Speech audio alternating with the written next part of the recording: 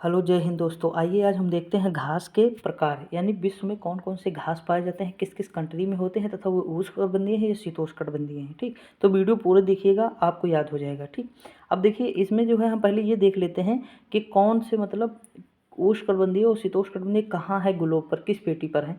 तो देखिए मान लीजिए कि ये हमारी पृथ्वी है और इसमें 20 जो देखा जाती है वो 0 डिग्री का, ये भूमध्य रेखा है। और जो ऊपर देखा जाती है ये 23.5 डिग्री नॉर्थ की रेखा है, इसे हम कहते हैं कर्क रेखा। और जो नीचे रेखा आती है वो 23.5 डिग्री है, ये साउथ रेखा है। कौन सी मतलब ये साउथ है, और जो है इसे कहते हैं मकर रेखा। तो इनके बीच का जो क्षेत्र होता है यही उष्णकटिबंधीय क्षेत्र है। ठीक है, क्योंकि मतलब सूर्य जो है इन्हीं के बीच में ट्रेवल करता है, यानी सूर्य की किरणें हमेशा लंबवत यहीं रहती हैं। ठीक, अभी जो है मकर रेखा पर लंबवत चमकेगा, तो कभी जो है मतलब यहाँ कर्क रेखा पर चमकेगा। अब देखिए ये सब डेट होती है 21 जून 23 सितंबर, ये तो ये मतलब बात की बात है। अभी देखते हैं पहले उष्णकटिबंधीय घास के मैदान कौन कौन से हैं। तो इस क्षेत्र में जो भी घास के मैदान होंगे वो क्या होंगे, उष्णकटिबंधीय। देखिए उष्ण मतलब होता है गर्मी, इतना याद रखिए आप। उष्ण मतलब होता है गर्म, यानी गर्म क्षेत्र, ऐसा क्षेत्र जहाँ मतलब गर्म होगा वो उष्णकटिबंधीय क्षेत्र है। ठीक, तो देखिए सूर्य हमेशा इनके बीच में रहता है, यही उष्णकटिबंधीय है। ठीक, अब देखिए हम पढ़ते हैं, आगे बढ़ते हैं कि मतलब कहते क्या है, देख लेते हैं कि परिभाषा में क्या है। देखिए लिखा है इसमें कि उष्णकटिबंधीय घास के मैदान भूमध्य रेखा के दोनों और उत्तरी अक्षांश में भूमध्य रेखा से लेकर कर्क तक तथा दक्षिण अक्षांश में भूमध्य रेखा से लेकर मकर रेखा तक फैले हुए हैं। कर्क रेखा से मकर रेखा तक के क्षेत्र को उष्णकटिबंधीय क्षेत्र कहते हैं। जो मैंने अभी बताया है कि कर्क रेखा से और मकर रेखा के बीच का जो क्षेत्र है वो उष्णकटिबंधीय, और यहाँ पे जो घास के मैदान पाए जाते हैं वो उष्णकटिबंधीय घास के मैदान होते हैं। ठीक, आगे बढ़ते हैं। तो देखिए इसमें उष्णकटिबंधीय घास के मैदान हैं कौन कौन से। तो देखिए एक है हमारे पास सवाना। उष्णकटिबंधीय घास के मैदान को क्या कहते हैं, सवाना कहते हैं।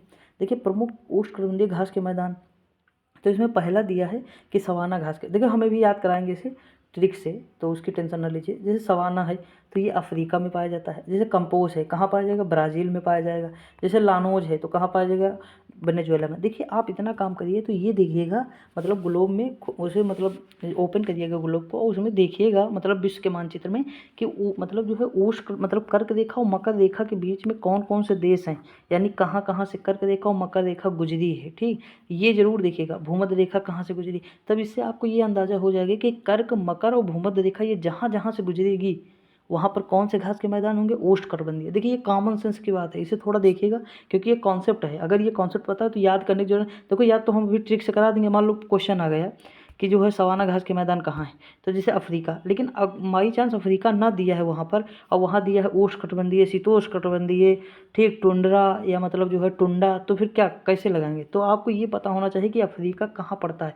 देखिए अफ्रीका में कर्क रेखा गई है, मकर रेखा गई है और भूमध्य रेखा, तीनों रेखाएं वहाँ से गुजरी हैं। तो सीधी सी बात है, गर्मी होगी तो अफ्रीका में क्या गर्मी होती, तभी तो वहाँ इतने काले लोग होते हैं। तो इसीलिए तो मतलब ये थोड़ा कॉमन सेंस की बात है, इसे देख लीजिएगा आप लोग। देखिए आगे हम बढ़ते हैं, तो इसमें इतना बताया। अब देखिए हम शीतोष्ण घास के मैदान देखते हैं। आपको मैंने क्या बताया था, आपको मैंने बताया था कि मान लो ये पृथ्वी है, पृथ्वी पे ये ऊपर 23.5 डिग्री हो गई, ठीक, नॉर्थ हो गई, और इसके बीच में हो गई भूमध्य रेखा 0 डिग्री, और इसके इधर हो गई 23.5 डिग्री साउथ हो गई। ये कर्क मकर रेखा, ये जो है कर्क रेखा और बीच में भूमध्य रेखा। ठीक, देखिए ये क्षेत्र तो हमने बता दिया था कि उष्णकटिबंधीय क्षेत्र है, लेकिन जो है ये क्षेत्र जो ऊपर वाला क्षेत्र है, ये जो ऊपर का क्षेत्र है ये कौन सा क्षेत्र है, मतलब कर्क रेखा के उत्तरी और मकर रेखा के दक्षिणी भाग में कौन सा क्षेत्र है, शीतोष्ण, मतलब शीत प्लस उष्ण, यानी ठंडा और गर्मी दोनों मिला के कौन सा क्षेत्र है, शीतोष्ण है। ठीक, तो ये वाला क्षेत्र जो है शीतोष्ण है।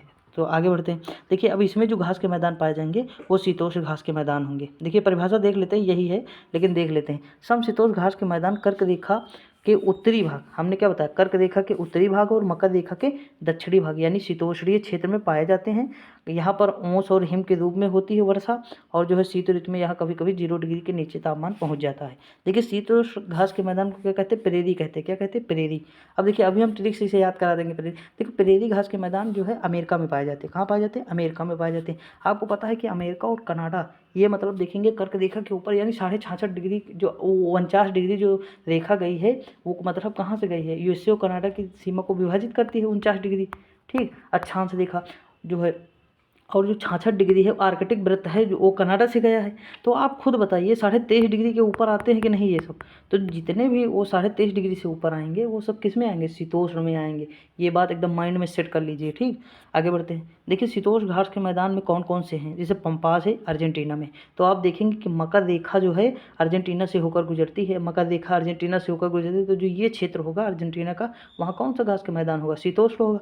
और वहाँ कौन सा, अर्जेंटीना में पंपास है। अभी देखो हम याद कराते हैं ट्रिक से, आगे बढ़ते हैं, थोड़ा देख लेते हैं कि क्या है, उसके बाद अभी देखो घास के मैदान आ ही गए हैं। ठीक, अब देखिए प्रेरी कहाँ है, हमने बताया ही अमेरिका है। वेल्ड कहाँ है, दक्षिण अफ्रीका में है। और स्टेपी कहाँ है, एशिया और यूरोप। देखिए आप कहेंगे अफ्रीका में तो सवाना बताए हैं, देखिए दक्षिण अफ्रीका की मैंने बात की। जैसे मान लीजिए कि ये अफ्रीका है, ठीक, मान लीजिए कि ये अफ्रीका है। अगर ये अफ्रीका है तो ये साउथ अफ्रीका है। आप बताइए, मकर रेखा तो यहाँ से गुजर गई, तो मकर रेखा की ये क्षेत्र कौन सा होगा, सीधी सी बात है शीतोष्ण होगा, होगा कि नहीं। कर्क रेखा मान लो यहाँ है, कर्क रेखा यहाँ से गुजरी, तो जो ये क्षेत्र होगा यही तो होगा सवाना, यानी यही तो होगा उष्णकटिबंधीय। बाकी ये नीचे वाला क्षेत्र तो शीतकटिबंधीय होगा ना। शीतकटिबंधीय में कौन सा घास आएगा, वेट्स आएगा। ठीक, आगे बढ़ते हैं। देखिए मैं स्टेपी यूरोप है, देखिए स्टेपी कहाँ ऊपर है यूरोप के। ठीक, तो स्टेपी भी हो गया। ये कहाँ, यूरोप और एशिया में पाया जाएगा। देखिए डाउन्स, डाउन्स ऑस्ट्रेलिया में पाया जाएगा। अब देखिए ऑस्ट्रेलिया, मान लीजिए ये ऑस्ट्रेलिया है हमारा। ठीक, तो ऑस्ट्रेलिया है, तो ऑस्ट्रेलिया से मकर देखा गई है, तो लेकिन मकर देखा गई जो नीचे वाला पोर्शन है वहाँ कौन सा घास का मैदान है, ऑस्ट्रेलिया में डाउन से।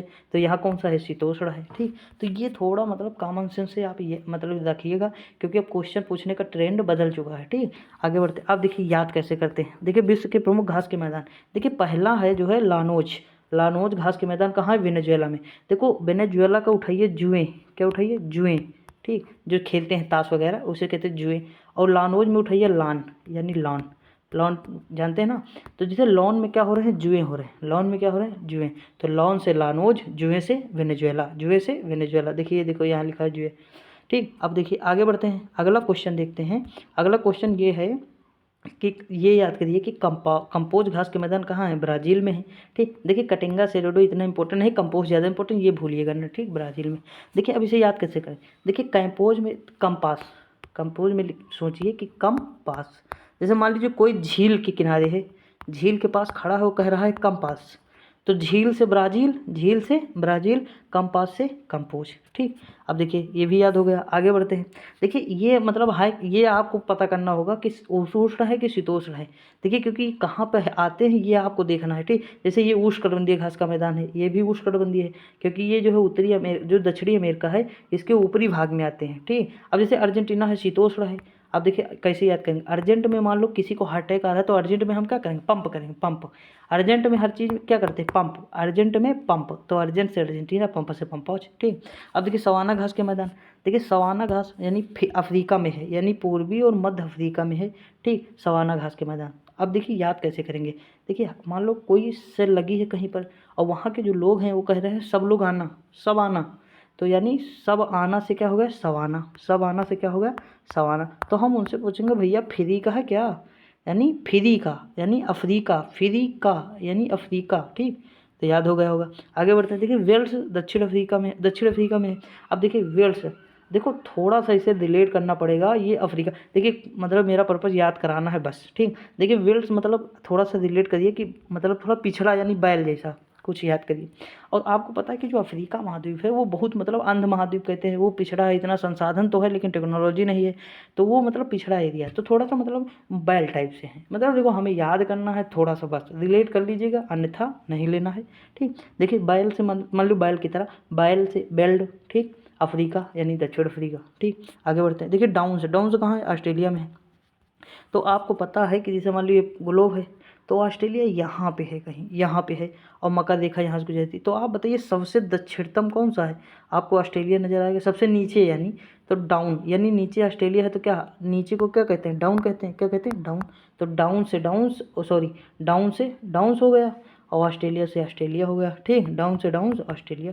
अब देखिए कैंटरबरी, ऑस्ट्रेलिया के पास ही न्यूजीलैंड है, ऑस्ट्रेलिया के पास क्या है, न्यूजीलैंड है। तो न्यूजीलैंड में कौन सा है, कैंटरबरी है। देखिए ये डेयरी मिल्क टाइप से है कुछ, तो मतलब ऐसे याद रखिए, दूध में है न्यूजीलैंड, थोड़ा आगे है।